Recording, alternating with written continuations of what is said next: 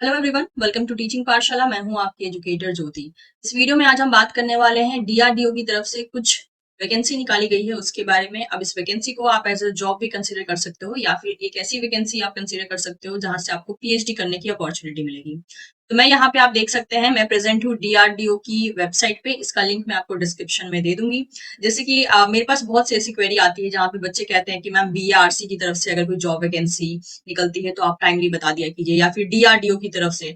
तो ये जो दो ऑर्गेनाइजेशन है या फिर इसरो की तरफ से, तो ये 2 से 3 ऐसे ऑर्गेनाइजेशन है जो कि मतलब एक तरीके से गवर्नमेंट ऑर्गेनाइजेशन कंसिडर किए जाते हैं। और यहाँ पे चाहे आप पीएचडी करें या प्रोजेक्ट एक्सपीरियंस लें, अपने आप में आपका जो एक्सपीरियंस होगा वो काफी उम्दा लेवल का होता है और साथ ही साथ आपको बहुत कुछ अच्छे तरीके से जो है लर्न करने को मिलता है। तो ऐसी एक अपॉर्चुनिटी हमारे पास जो है आज आई है, दैट इज डीआरडीओ की तरफ से, जिसे हम defence research and development organisation के नाम से जानते हैं।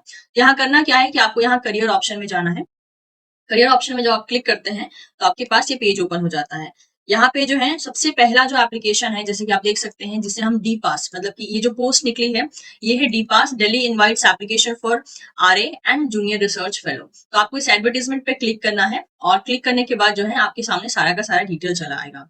इसका पब्लिश होने का जो डेट है, यानी कि इस पोस्ट के बारे में जो पब्लिश किया गया है वो लगभग आज ही पब्लिश किया गया है, जिस दिन मैं इस वीडियो को बना रही हूँ, दैट इज 30 जुलाई 2024। तो चलिए इस एडवर्टीजमेंट के बारे में जो है डिटेल में समझ लेते हैं कि क्या क्या मेंशन किया गया है।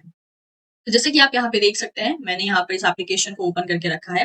तो अगर हम बात करें तो this is a defence institute of physiology and allied science, जिसे हम डी पास कहते हैं, जो कि डीआरडीओ का पार्ट है। ठीक है, and it is situated in Lucknow road, Timarpur, Delhi. अब अगर ध्यान दें यहाँ पे, तो यहाँ पे जैसे कि मेंशन है, the defence institute of physiology and allied science, that is D pass, invites application for research associate and junior research fellowship. तो यहाँ पे एक्चुअल में एक तरीके से मतलब कि आरए एंड जीआरएफ, ये दो जो है यहाँ पे पोस्ट यहाँ पे एक तरीके से रिलीज किए गए हैं। सो जैसे कि यहाँ पर मेंशन है, the defence institute of physiology and allied science provide an excellent opportunity for young and motivated researchers to pursue the career in basic and allied life science research. Application are invited from the young and motivated candidates to work in ongoing and futuristic research project of DPAS for the following position. तो आपको जो है किसी ongoing project में भी लिया जा सकता है या फिर फ्यूचर में जो प्रोजेक्ट ये कंडक्ट करने वाले हैं उसमें भी आपको लिया जा सकता है। अब देख लेते हैं यहाँ पे किस किस के बारे में बात की गई है, कौन कौन से यहाँ पे पोजीशन है। तो क्वालिफिकेशन की हम बात करें तो सबसे पहले अगर हम पोजीशन की बात करते हैं तो प्रोजेक्ट कोड है RA01। ठीक है, पोस्ट या वैकेंसी जो है वो किसकी है, वो है रिसर्च एसोसिएट की। नंबर ऑफ पोजीशन यहाँ पे सिर्फ एक है। अगर हम एसेंशियल क्वालिफिकेशन की बात करें तो अगर आप आरए के लिए अप्लाई कर रहे हो तो आपका PhD in any branch of science में जो है होना जरूरी है। डिजायरेबल क्वालिफिकेशन में जो है आपका experience physiology, biochemistry, molecular biology में हो तो आपको प्रेफरेंस दी जाएगी। एज लिमिट की बात करते हैं तो एज लिमिट जो है मैक्सिमम 35 रहने वाली है। मेनली क्लोजिंग डेट की अगर हम बात करते हैं तो 5 ईयर का रिलैक्सेशन SC ST कैंडिडेट के लिए रहने वाला है एंड 3 ईयर का रिलैक्सेशन ओबीसी कैंडिडेट के लिए रहने वाला है, according to the government rule. Date of interview जो होने वाली है, क्योंकि इस पोस्ट के लिए अपियर होने के लिए आपको इंटरव्यू एक तरीके से क्लियर करना पड़ेगा, तो डेट ऑफ इंटरव्यू जो है वो होने वाली है 4 सितंबर 2024 को। हमारा जो अगला पोस्ट है वो है JRF01। पोस्ट कोड है JRF01। इसकी नंबर ऑफ पोजीशन है टोटल 8, यानी टोटल जो है यहाँ पर 8 वैकेंसी है JRF के लिए। ये आपके काम की चीज है, इसके लिए मैक्सिमम स्टूडेंट हो सकता है एलिजिबल हो। So it is a junior research fellowship. और यहाँ पे जो है मतलब 01 के लिए, JRF01 पोस्ट के लिए फेलोशिप आपको डीआरडीओ की तरफ से मिलेगी। तो इसमें ये खोज रहे हैं पोस्ट ग्रेजुएट डिग्री, यानी MSc आपका होना चाहिए, या फिर post graduate degree in the professional course, जैसे कि हो गया एमटेक। MSc या एमटेक आपका लाइफ साइंस में हो सकता है, human physiology, biochemistry, biomedical science, biotechnology, biophysics, molecular biology, zoology, bioinformatics, genetics, with valid net and gate national level examination conducted by the central government department and their agencies। यानी कि actual में यहाँ पे इन्होंने आपका MSc या MTech हो सकता है इनमें से जो भी ब्रांच ऑफ साइंस दिए गए हैं उसमें, यानी लाइफ साइंस हो गया, ह्यूमन फिजियोलॉजी हो गया, biochemistry, biomedical science, biotechnology, biophysics, molecular biology, zoology, bioinformatics, genetics, यानी इनमें से किसी में भी आपका MSc या एमटेक होना चाहिए। साथ ही साथ आपके पास नेट LS का या फिर गेट, इन दोनों में से कोई भी एक क्वालिफाई होना चाहिए, क्योंकि आपको पता है कि नेट LS हो या गेट हो, इसमें खुद की फेलोशिप तो मिलती नहीं है। इसलिए यहाँ जो फेलोशिप आपको मिलेगी वो डीआरडीओ की तरफ से मिलेगी।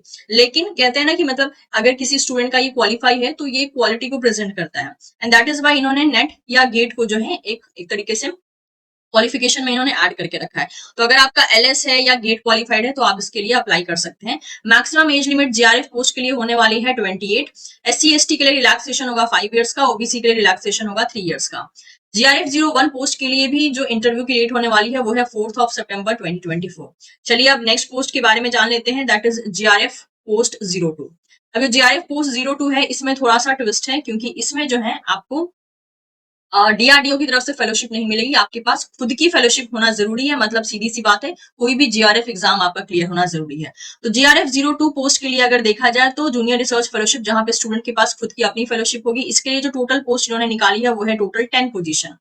क्वालिफिकेशन बिल्कुल वैसा ही है जैसा कि हमने जीआरएफ 01 पोस्ट के लिए देखा था, लेकिन उसके साथ साथ स्टूडेंट के पास वैलिड जीआरएफ रिसर्च फेलोशिप होनी चाहिए from central government department and their agencies. यानी कि सीधी सी बात कहें तो आपके पास आईसीएमआर जीआरएफ का जीआरएफ अगर हो तो भी चलेगा, आपके पास डीबीटी जीआरएफ हो तो भी आप एलिजिबल हैं, आपके पास सीएसआईआर जीआरएफ है तो भी आप एलिजिबल हैं। ठीक है। और तो जो भी जीआरएफ प्रोवाइड करने वाले एग्जाम होते हैं, मतलब जहां पे आपको जूनियर रिसर्च फेलोशिप मिलती है, तो वहां पे जो है वो सारे के सारे जीआरएफ के थ्रू आप सेकंड जो जीआरएफ का पोस्ट निकला है उसमें आप अप्लाई कर सकते हैं। इसमें भी सेम टू सेम जो एज रूल है बिल्कुल वैसा ही रहेगा जैसा जीआरएफ 01 के लिए था, और इसका जो इंटरव्यू डेट होने वाला है वो 5 सितंबर 2024 होने वाला है। तो ये था सारा का सारा डिटेल अबाउट द पोस्ट। बाकी गाइडलाइंस देख लेते हैं यहाँ पे क्या क्या बोला गया है।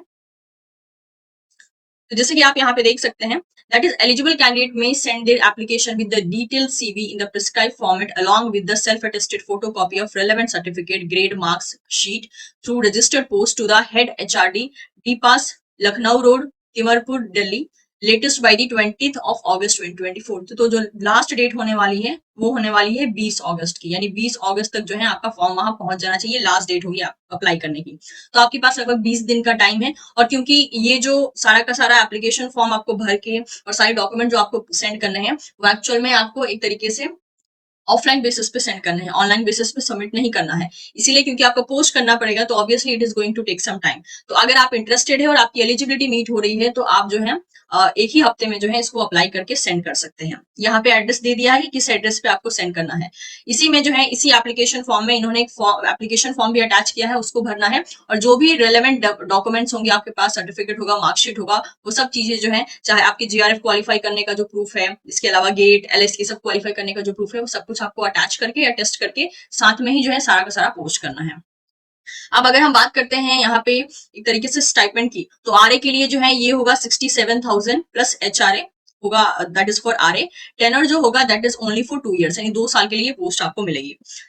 ऐसे स्टूडेंट जिन्होंने अपनी पीएचडी थीसिस कंप्लीट मतलब पीएचडी थीसिस एक तरीके से सबमिट कर दिया है, वो स्टूडेंट भी एलिजिबल है आरए की पोस्ट के लिए अप्लाई करने के लिए, लेकिन आपको जो है यहाँ पे अपनी डिग्री या प्रोविजनल सर्टिफिकेट शो करना होगा।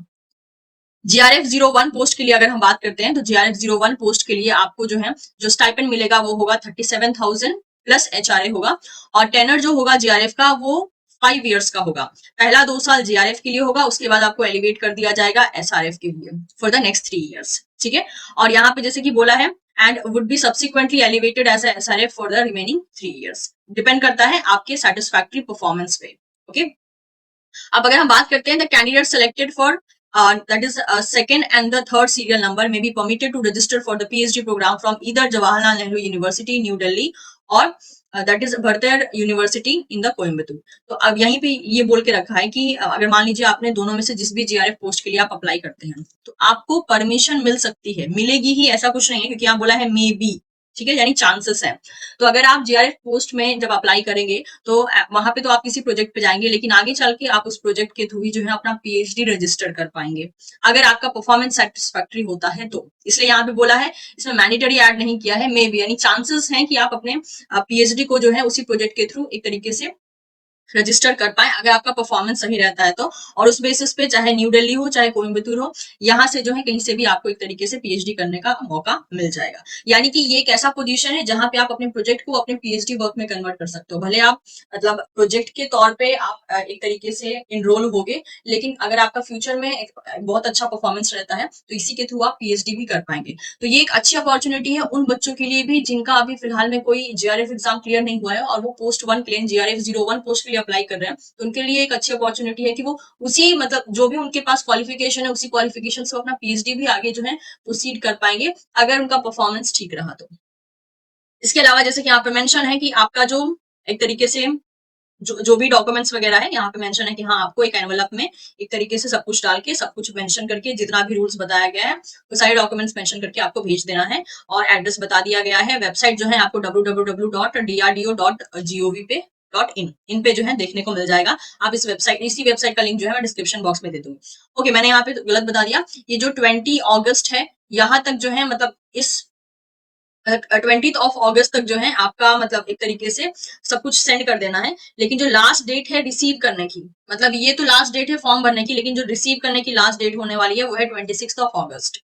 यानी 26 अगस्त तक आपका जो भी एप्लीकेशन फॉर्म आप भेज रहे हो बाई पोस्ट वो उनके पास पहुंच जाना चाहिए। और 20 अगस्त होगी अप्लाई करने की, मतलब कि आप 20 अगस्त तक अप्लाई कर सकते हो, उसके बाद आप अप्लाई नहीं कर सकते हो। लेकिन पहुंचने जो है, अगर मान लीजिए आपने 20 अगस्त से पहले ही एक तरीके से पोस्ट कर दिया लेकिन उनके पास 26 अगस्त तक नहीं पहुंचा है तो आपकी एप्लीकेशन फॉर्म को रिजेक्ट कर दिया जाएगा। तो उसी के बेसिस पे जो है आपको प्लानिंग करनी है कि हाँ अगर आपकी एलिजिबिलिटी मीट होती है तो आप जो है इसके लिए फटाफट से इस फॉर्म को फिलअप कर सकते हैं। ओके, और ये भी आपको ये चीज समझ में आ गई होगी कि हाँ इसमें आपको एक तरीके से इंटरव्यू में अपियर होना है। जब आप इंटरव्यू क्वालिफाई कर लेंगे उसके बाद ही जो है आपको एक तरीके से यहाँ पर मतलब इनरोलमेंट के लिए अलाउ किया जाएगा।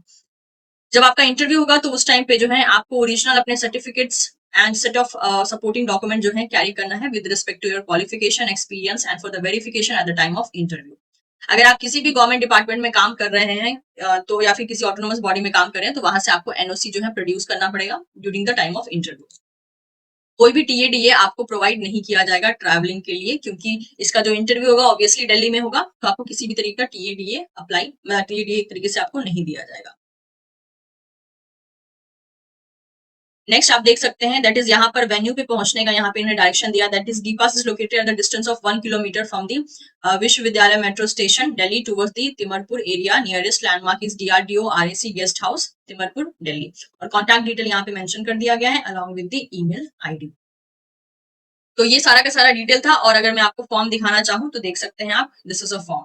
तो इस एप्लीकेशन फॉर्म को भी भर देना है और साथ ही साथ यहाँ पे जितने भी सपोर्टिंग डॉक्यूमेंट्स इन्होंने मांगे हैं उन सपोर्टिंग डॉक्यूमेंट्स को भी आपको सबमिट कर देना है along with all the important documents. लेकिन ध्यान दीजिएगा उन सब पे जो है खुद का अटेस्ट यानी खुद का साइन वगैरह जरूर कर लीजिएगा और जो भी यहाँ पे इन्होंने रिक्वायरमेंट मांगी है उस रिक्वायरमेंट को आप फिलअप कर सकते हैं। तो ये एक बहुत ही बढ़िया एक अपॉर्चुनिटी हम लोग को देखने को मिल रही है डीआरडीओ की तरफ से। तो अगर आपकी एलिजिबिलिटी है और अगर आप इंटरेस्टेड है तो आप इसके लिए अप्लाई कर सकते हैं। इन्फॉर्मेशन अच्छी लगी हो तो वीडियो को लाइक कर सकते हैं, दोस्तों के साथ शेयर कर सकते हैं। Don't forget to subscribe teaching Pathshala for more such video updates. Thank you so much everyone, will see you soon in the next session.